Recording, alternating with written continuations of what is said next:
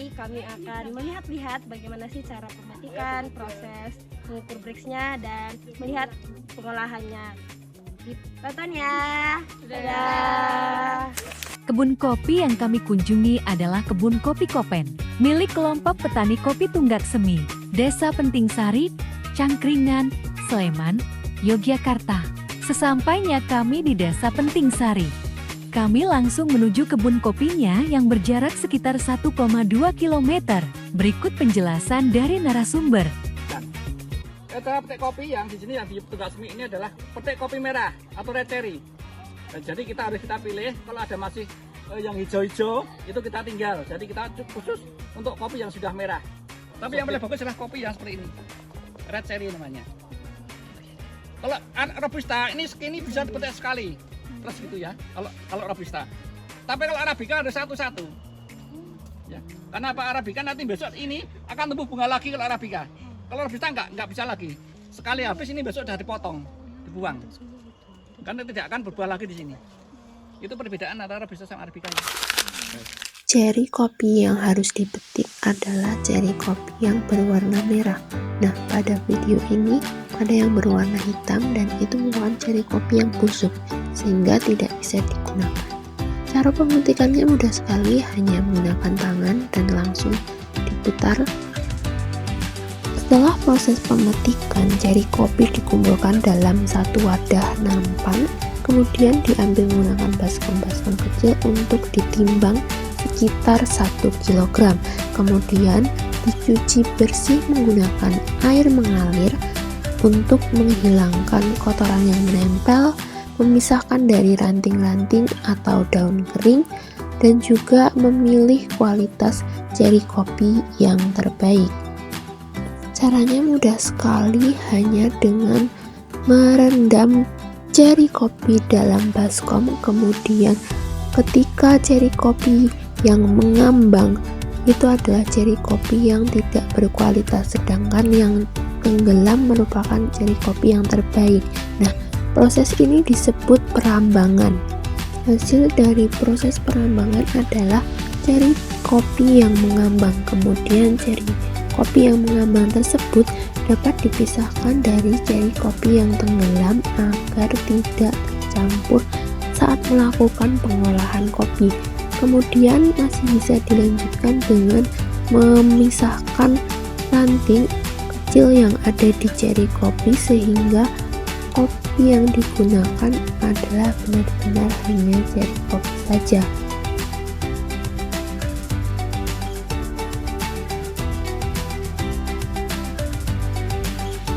Sebelum melanjutkan proses selanjutnya, kami memastikan kembali bahwa ceri kopi yang kami gunakan tidak terdapat kotoran yang menempel, kemudian ranting-ranting juga sudah dibersihkan, dan juga memastikan bahwa kopi yang kami gunakan adalah kopi yang baik.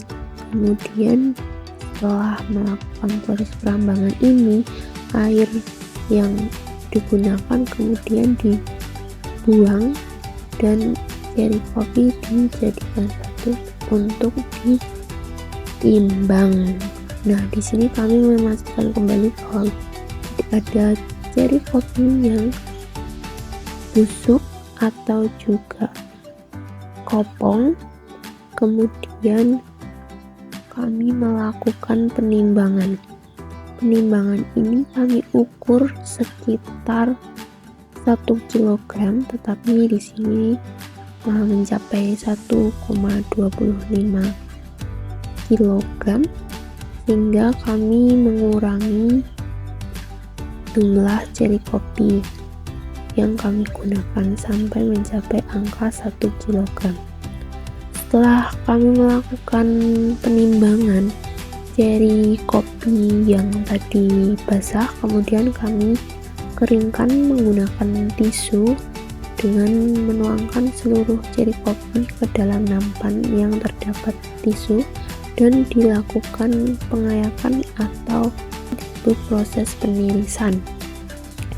Di sini kami memastikan bahwa tidak ada lagi air yang terdapat pada ceri kopi.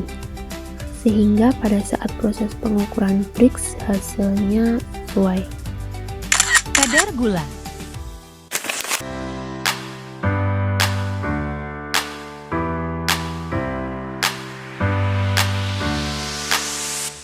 Di sini kami menggunakan jahe sebagai agen fermentasi untuk pengolahan kopi kami. Nah, jahe yang kami gunakan sekitar 250 gram, kemudian kami kupas terlebih dahulu, dicuci bersih, dan kemudian dipotong kecil-kecil menggunakan pisau. Kemudian dilanjutkan dengan menghaluskan jahe-jahe tadi menggunakan blender. Setelah jahe halus, kemudian kami memindahkannya ke dalam mangkuk kecil untuk dicampur ke dalam ceri kopi yang sudah kami siapkan tadi.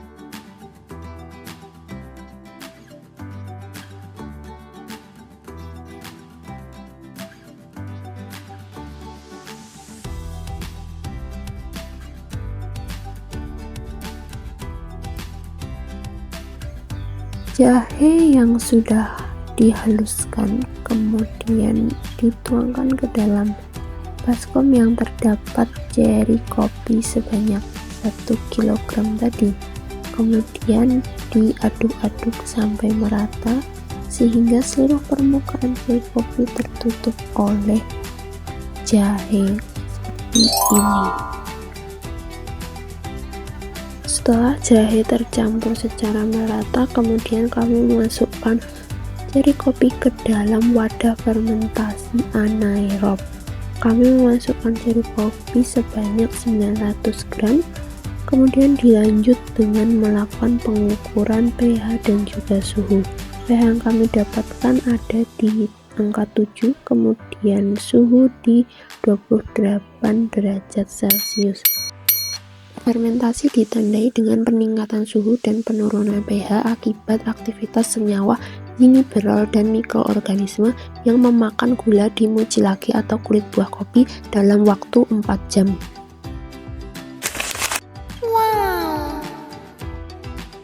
Kami melakukan penjemuran kurang lebih sekitar 2 hari, dan setelah kering matahari kami lanjut menimbang. Kami dapat 643 gram, kemudian kami memasukkannya ke dalam oven. Kami mengoven selama 72 jam dengan suhu 50 derajat Celcius. Nah, di sini pada tahap pertama kami melakukan pengukuran jumlah ceri kopi dan diperoleh hasil sekitar 518 gram pada tahap pertama.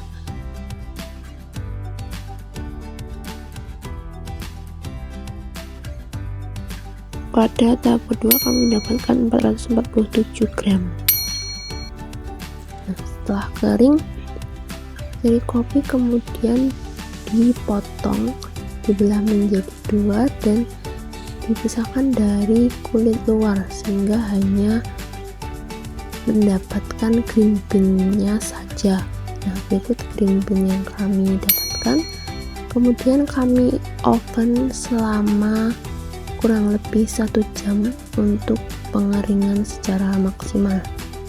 Setelah kami tunggu sekitar 1 jam, kemudian kami keluarkan kembali dan kami mendapatkan hasil green bean yang sudah kering. Green bean yang sudah kering kemudian kami masukkan ke dalam plastik untuk dilakukan penimbangan. Kemudian akan dilanjutkan pada proses selanjutnya, yaitu proses roasting.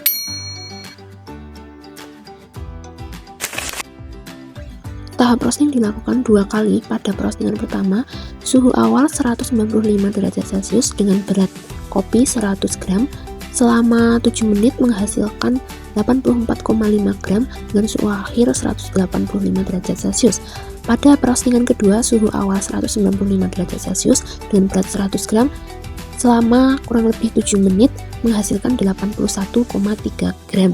Artinya pada roastingan terjadi proses degradasi gula akibat pembakaran. Proses roasting menentukan cita rasa kopi. Pada kelompok kami menghasilkan rasa sugar browning. Selama proses cupping kami mendapatkan apresiasi dari para barista yang mengatakan bahwa hasil inovasi kami sangat balance.